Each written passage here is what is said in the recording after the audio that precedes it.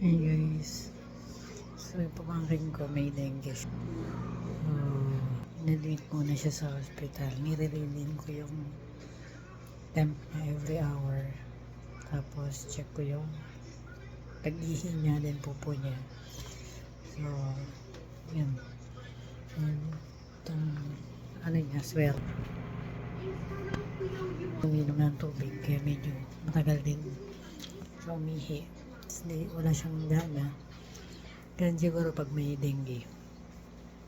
So, nag-normal naman na yung temperature niya and monitoring, waiting for the laboratory para sa blood chem.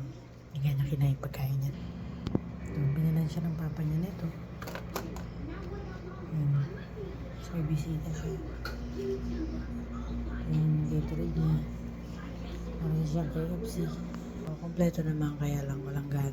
Tapos, natutuyo yung sa labi niya. Yan. Yan. So, yun. Pakainin nyo, pilitin nyo. Drink the medication. Tapos, enough sleep.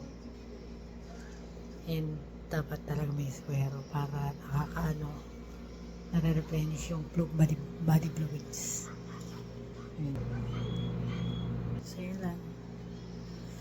Kapag sa caregiver naman ako, kaya kaya ko naman mag-alaga. So, yun, monitoring.